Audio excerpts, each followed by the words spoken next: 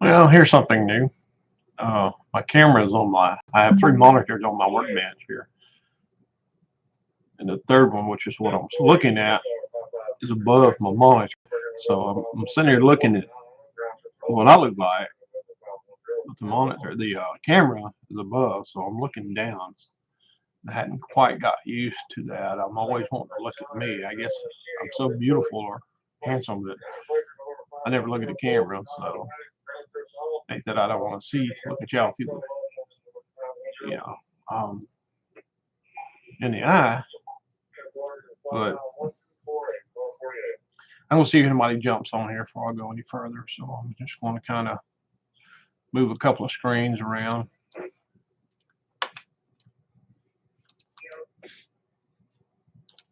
While I'm waiting, see if anybody wants to jump in. If they do, that's great. They don't, I'll just wait.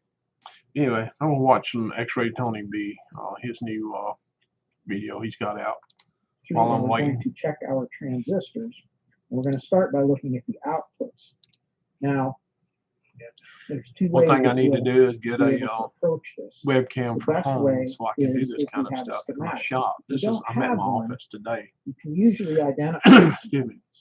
to be able to test them. Just had lunch. So the output transistors are always going to Chicken be fried steak, rice and gravy, and if we turn lima this around, beans, this is kind of a strange and layout for a stereo. Because if you like look, little these apple crisp cake, and you have like an apple cobbler, I guess. It's good. It sugared me up, here, so and those I'll are be sleepy here in outputs. about So here is 20 one minutes. channel of the power amplifier. They're over here. And Hopefully then the down here sound ain't bleeding through. is the other channel, and it's kind of split. You have the PNP transistor down here and the NPN complement up here. X-Ray Tony B's on there talking about so you have minimal tools and no all schematics. separate. Kenwood The TR710 signals jump back stereo and forth receiver. on the wires. So it's kind of an odd design. Now, I like to take a little brush. Turn off some of that noise. Get some of the dust out of the way. Anyway, he's explaining to newbies to the hobby how they can use a minimum of equipment to work on stuff with. I'll make it a little bit easier to find things. Yeah, it's pretty interesting. I have to learn some stuff from this guy. And if you recall, I'll be honest with you, when I the right channel, back in the late 70s, early 80s, when I worked at a TV shop in Winfield, I wasn't that old. I was probably in my 20s. These are the transistors that we're going to have problems with. And remember, the owner, I mean, I come straight out of trade school, okay? So, I was a whiz in my school, believe it or not, at that time. I mean, I finished a 4-year course in 2 years. I was smart before I forgot it all. We're going to take it as far as we can. But anyway, I went to work at this shop, and looking back on the things that I did back then, some of the stuff that I did, the procedures that I did, I think I could have done that different. Like we got, when I first started there, were a lot of tube sets, old tube radios, a lot of tube TVs, and we were a Zenith dealership, and we started so let's take our meter. Hang on a second. So, we got into hybrids. They started coming with everything solid state, but the output tubes, like usually the horizontal output. And then they progressed finally to the more modern, smaller sets, that had the horizontal output transistors and stuff like that. And one of the things that I knew, we used a dim bulb tester to put in the circuit to when you plug these things up, that they don't just blow up the horizontal output transistor. $10, $15 back in those days transistor, and plug it in, turn it on full line voltage, but one thing that it would wipe it out if something was wrong. So problem is we really should have had a Variac back then that we could have adjusted that voltage a little bit more. And there's other things that he really didn't teach me, and I didn't know at the time, and I didn't read any articles. So back then there was no internet. all was us. So I didn't have any articles to read or nothing like that. And he didn't teach me a whole lot about tricks of trade. He did some stuff, but like I said, I never got to do an alignment on the television other than in trade school or vocational school. So and back in it now, there's a lot of things that I was not taught, and um, I found myself like kind of behind on some of the televisions, the old televisions and stuff. Like, wow, I didn't know that. But in a small town that I lived in, and Shawnee, it wasn't didn't have that many different types of televisions. I had various things, but it was still, you know, wasn't like a bigger town that I live in now. But I guess the moral of that story is I didn't. There's things that I learned that I did not know back then. And back then we sold ECG parts. We were Zenith dealership, so we had a lot of RCA. I mean, Zenith parts. But if it come to working on an amplifier or something like that, which we didn't get a lot of that stuff, he always wanted me to use ECG. And back at the time, I really didn't know anything. Honestly, it never. I looked it up in ECG manual. Oh, I need a 123 AP, or I need 159 or something like that, or if it was the output section. Never got to work on a lot of stereos. But if the output section used NTE, or I'm sorry, ECG at the time, never dawned on me to actually order, OEM, like instead of the actual transistor, like a 2SD or a 2SB or whatever it is, order the exact transistor. Back then, they would have been available. Never occurred to me. Now that I, you know, that's over 40 years ago. But now, it's like, why didn't I do that? But I was not taught that. I mean, I just was doing what I was told. And I guess I lacked imagination, but even in trade school, what we worked on, we used NTE parts or ECG parts. And so,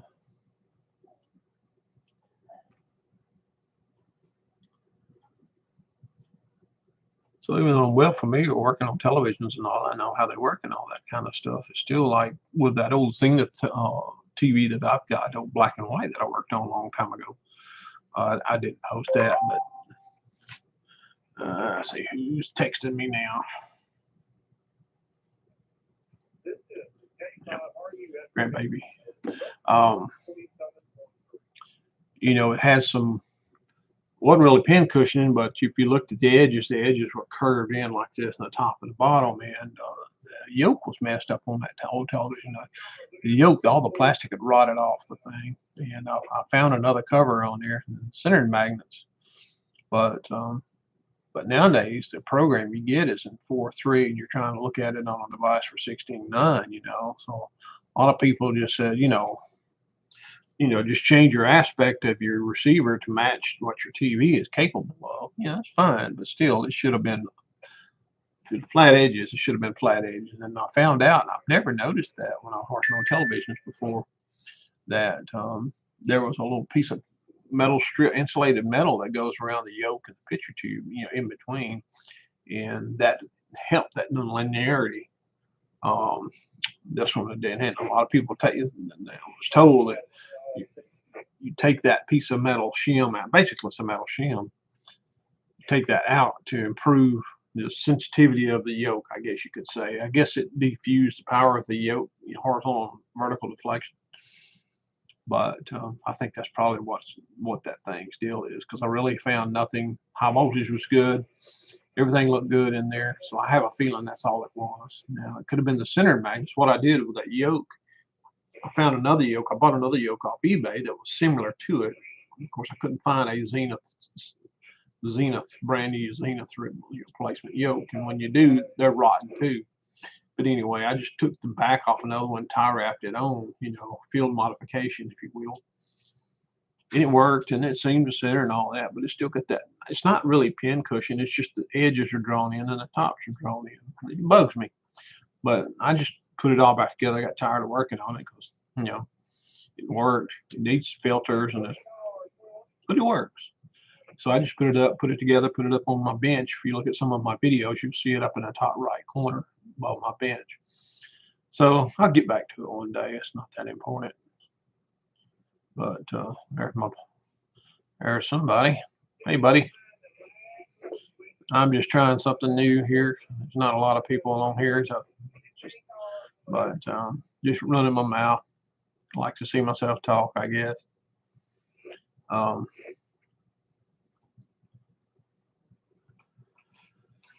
Let's see. You must be on your lunch break. I am. I got about 4 minutes for my lunch break, but who cares? I don't care about. I don't have a set schedule. So anyway,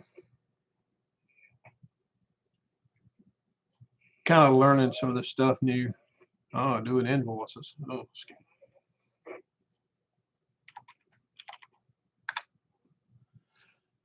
Oh, not a whole lot of people on here right now. I'm just experimenting. Just at the office on my big fancy Logitech webcam. I'd like to get one for home. Me and you talked about that. But hey, while I'm at it, since you're on here, I was given another hero the other day. Somebody found in the woods a perfectly good Hero 5, which of course it was missing the little wraparound snap-in case. I've got to order one of them before I can actually put it. But I found some stuff on the Amazon I hadn't ordered yet. But the little wraparound case, the replacement door, the little flexible legs, and the little clamp that you can clamp this to the bench or your handlebars or whatever. So it's pretty cool. I tried the remote control of it, and I used my iPad on it. Yeah, it's pretty cool. But I think I saw an aftermarket remote control for these things. I don't know.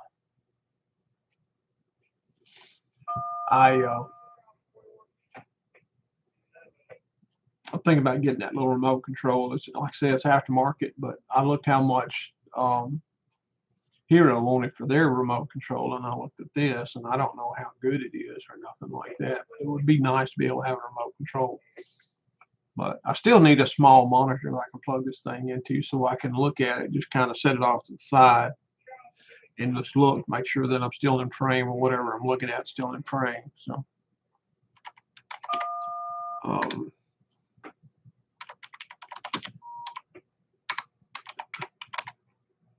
can you I assume you can hear me, right?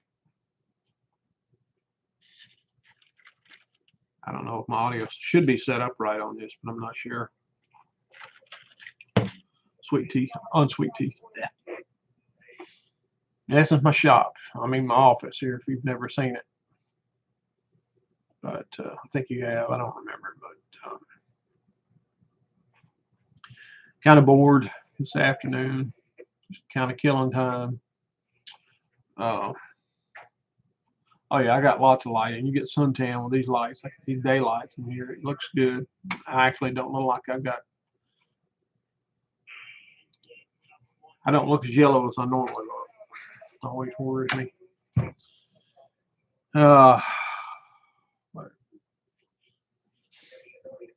Let's see. What time are we meeting this afternoon? 1:45.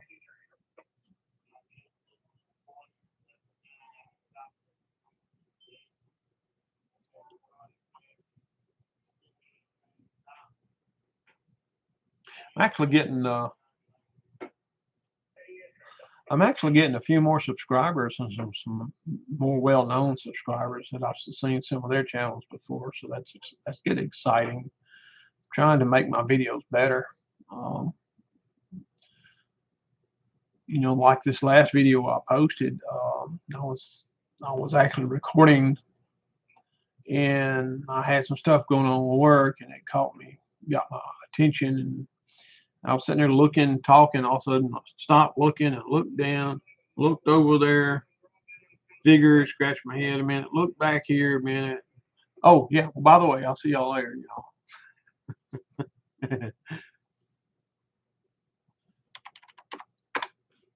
So anyway, been on here 15 minutes.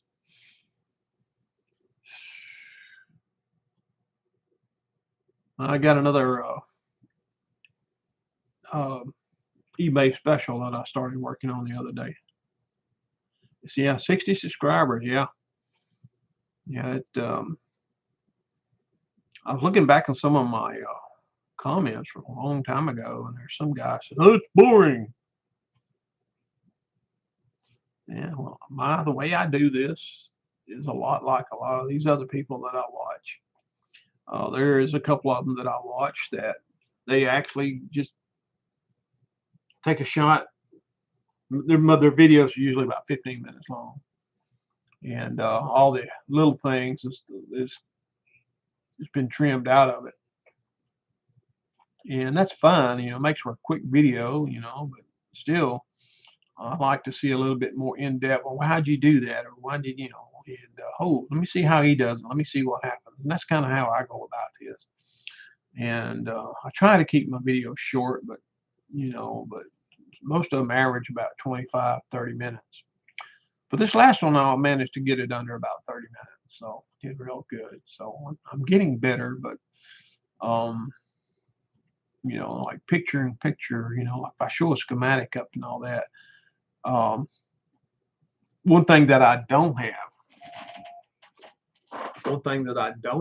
is I need a microphone, to dub with. Like if I sat down there and I can just dub into my video, like narrate. Like I bring up a picture of a schematic, and I'm pointing to it with a screen recorder and all this, so I could actually dub this stuff in there. So hey, this is what this is what that is, or if I can replace some dialogue or something like that, I need that. So that's probably my next thing is to buy a nice little USB microphone. That's fairly cardioid, that's fairly close up because I have an air conditioner that's behind me, and when it runs, it sounds like you're on an airfield.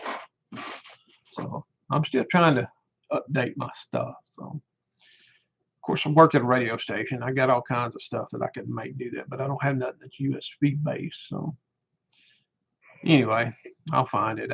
I've got my sources. You know, uh, one thing at a time.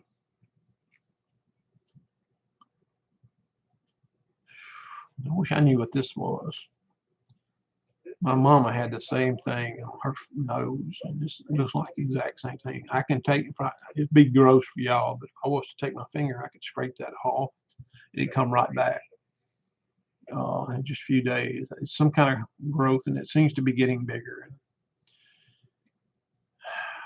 I have to get that looked at. I don't need that thing eating my eye off, whatever it is. Even though I look young, people tell me I'm still looking old. I feel old. But anyway, I guess there's nobody else is going to join on here. But I do enjoy making videos. I really do.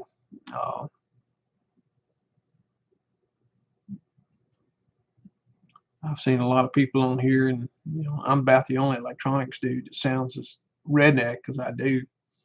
There's one other guy. Yeah, I don't want an eye patch though. No eye patch. Uh, Not yet. I can't hardly see as it is.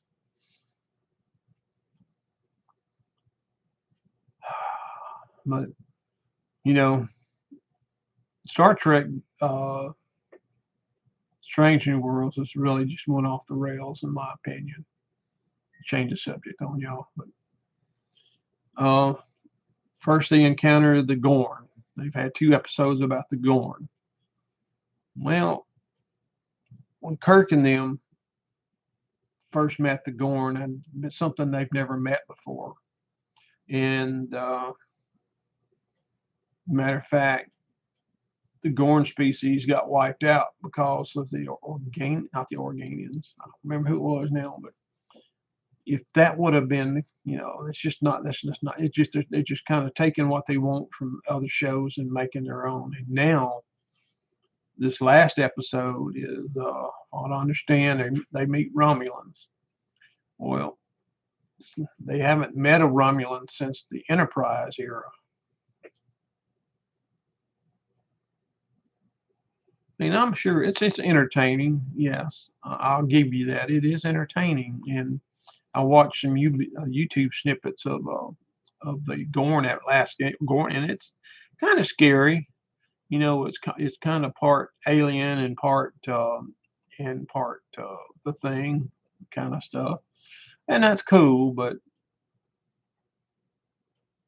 the whole point is,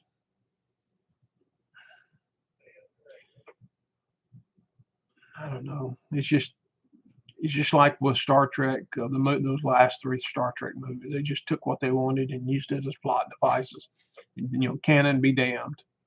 And you got them people on there that talks about, okay, well, they didn't quite do everything according to plan. Well, they did to a degree, not to the degree that everybody's just r- running out of material and just using that.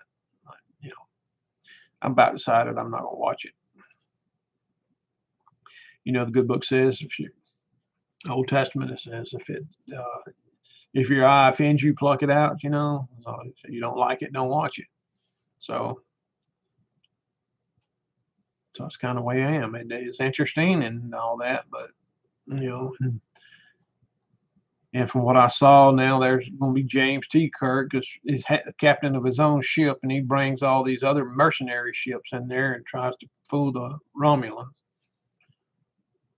Kirk wasn't a captain until he got the Enterprise. He was the captain of the Enterprise after Pike, but he was, I think, an ensign on another ship that got attacked by the gas cloud creature. Uh, According to the episode of what was that called?